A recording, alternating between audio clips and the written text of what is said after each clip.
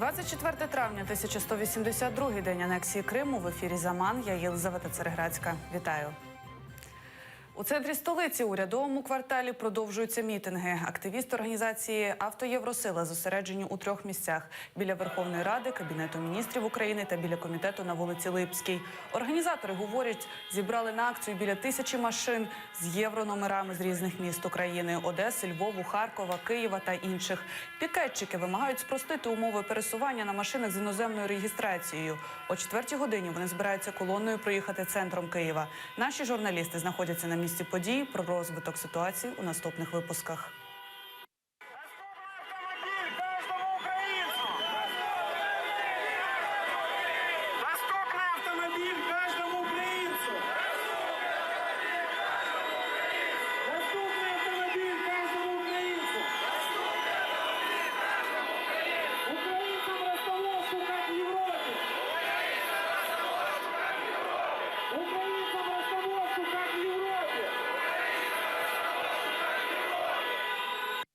Українцям не потрібен кишеньковий омбудсмен. Вулична акція «Перформанс» з такою назвою відбудеться сьогодні о 2:45 біля Комітету Верховної Ради з прав людини. Правозахисники будуть вимагати прозорого конкурсу для призначення нового уповноваженого Верховної Ради з прав людини. Вони вважають, це має бути незалежний омбудсмен, який має відстоювати права людини, а не захищати партійні інтереси або інтереси окремих осіб.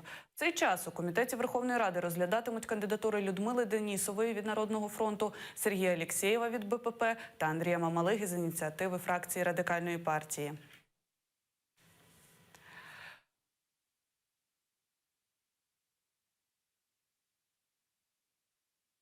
У ці хвилини у Стамбулі проходить 22-й дитячий фестиваль тюркського світу. Діти з різних країн приїздять до Турції, демонструють свою творчість та знайомляться з культурою споріднених країн. На фестиваль також приїхала група дітей з окупованого Криму. З нами на зв'язку зі Стамбула наш кореспондент Еміне Халіл.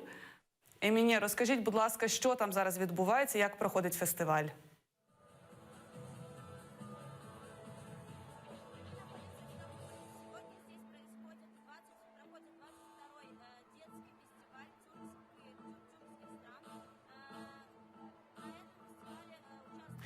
Перепрошуємо за наші технічні негаразди. Далі «Рік без Ервіна», 10-хвилинний документальний фільм покажуть сьогодні о 8-й вечора біля посольства Російської Федерації у Києві. Після перегляду відбудеться спілкування по скайпу з Умером Ібрагімовим, батьком викраденого Ервіна. Організували акцію активісти Кремсос. Ервіна викрали рівно рік тому. Цей момент зафіксувала камера зовнішнього спостереження. На запису видно, як його спіймали люди у формі і силоміць запхали у мікроавтобус. Прокуратурою Автономної Республіки Крим в Україні відкрито кримінальну справу за статтею «Умисне вбивство». Слідчий комітет Російської Федерації також порушив справу викрадення людини. Прогресу в розслідуванні немає. В окупованому Криму слідчі заходи не проводяться, а справа передається з одного слідчого управління в інше. Сьогодні о 18-й біля будинку, де живе Ервін Ібрагімов, пройде дуа-молебен за повернення зниклого кримсько-татарського активіста. Савченко закликає президента України ветувати рішення про скасування закону свого авторства. Законопроект про внесення змін до Кримінального кодексу України суперечить Конституції, вважає вона. Так званий закон Савченко передбачає зарахування 1 дня попереднього ув'язнення у СІЗО за 2 дні позбавлення волі. За словами члена депутатської групи «Відродження» Антона Яценко, ініціатора скасування закону Савченко, серед 10 тисяч звільнених по закону Савченко 1500 скоїли повторні злочини.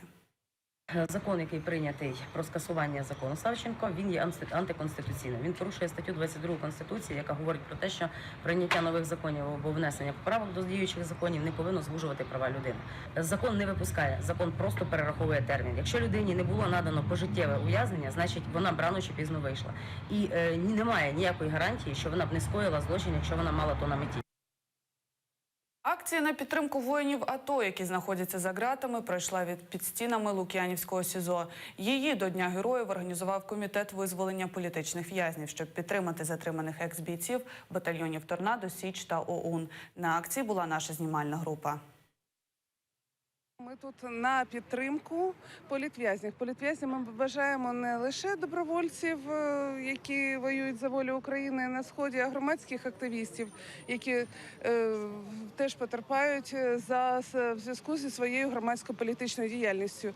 Наразі так сталося, що в Лук'янівському СІЗО станом на сьогодні всі політв'язні є добровольцями. Це добровольці «Торнадо», 8 чоловік лишилось, 12, які були, двоє добровольців з організації «Січ», активісти, які тут присутні, і один в'язень з добровольчого батальйону ОУН. Вирок суду по справі торнадівців оголосили 7 квітня. 12 екс-бійців батальйону «Торнадо» засуджено за ряд важких злочинів. Зокрема, їх звинувачували в викраденні людей у зоні АТО, тортурах та мародерстві. Самі бійці свою провину не визнали. Не получилось! Вы можете, у нас сейчас 2 месяца пытались, 2 месяца! Акція тривала 30 хвилин, після чого учасники перемістились на задній двір. Оксана Гуцул, Ельдар Тарахташ, Заман, АТР. У Москві вчора ввечері слідчі допитували художнього керівника Гоголь-центру Кирила Серебреннікова та ще щонайменше 3 людей. Допитували режисера у справі про розкрадання близько 200 мільйонів рублів, виділених некомерційній організації «Сьома студія».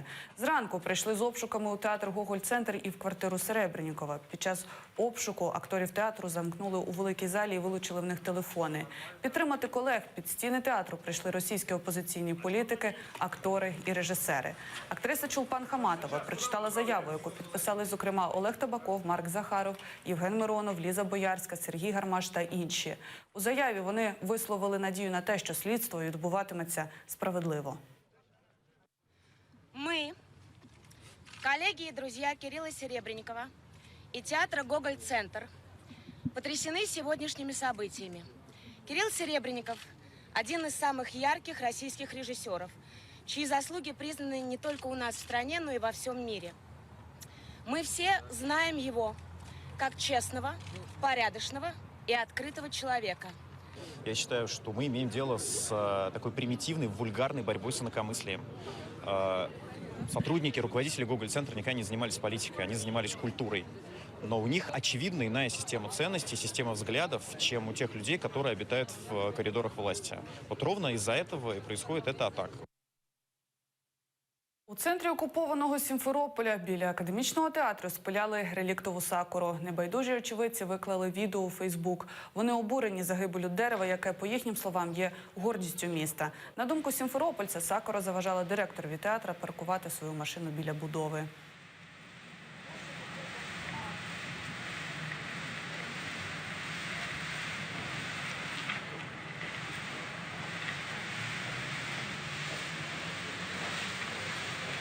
Вот так уничтожаются деревья в центре города.